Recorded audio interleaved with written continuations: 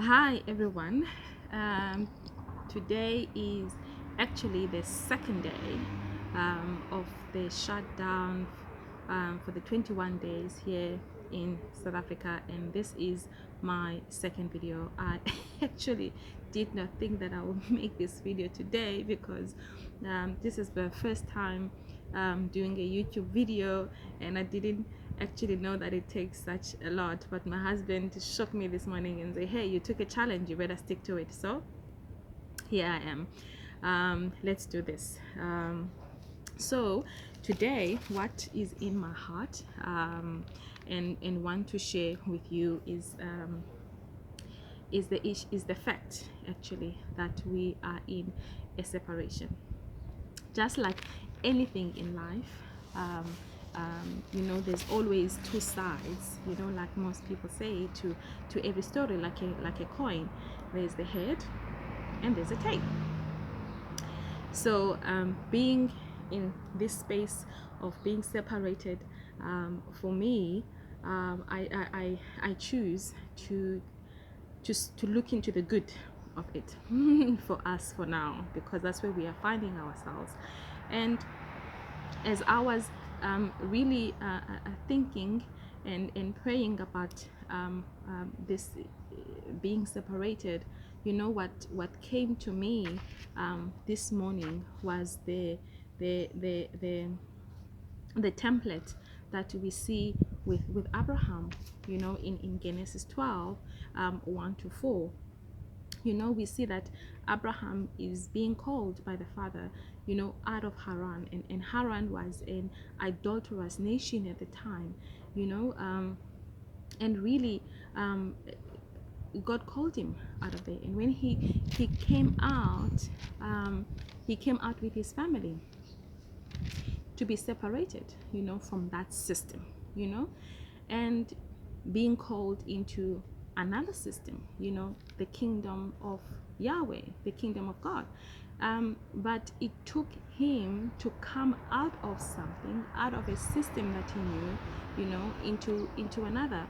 And for me, this is what I see, with these 21 days, that it's actually like a plea, like the Father is pleading with us, to come out, of the system of the world, the system of Babylon, the system that we are familiar with, into His own, to be realigned, to be reset, or even be recalibrated, so that we can receive our inheritance. Because that's what we see with Abraham as template, that in order for him to receive an inheritance, he had to come out, he had to be separated.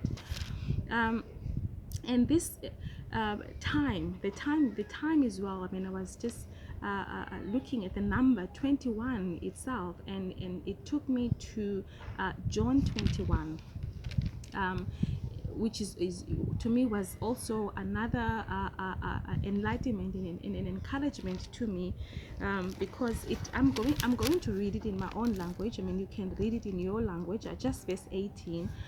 It says here, inene ndithi kuwe, oko ubusemtsha, ngoko ubusemtsha ubuzibhinqisa ngokwakho, uhambe apho uthanda khona. Kodwa xa uthe waluphala, uya kuzolula izandla zakho ubhinqiswe ngomnye akuse apho ungathandiyo. Ukutsho ke oku ukuqondisa kukufa kuni na okuya kuzukisa uThixo, ukutsho wathi kuye ndilandele. So it says this is the type of death, that is expected for us, for those who choose, to follow Yeshua, those who choose to follow Jesus.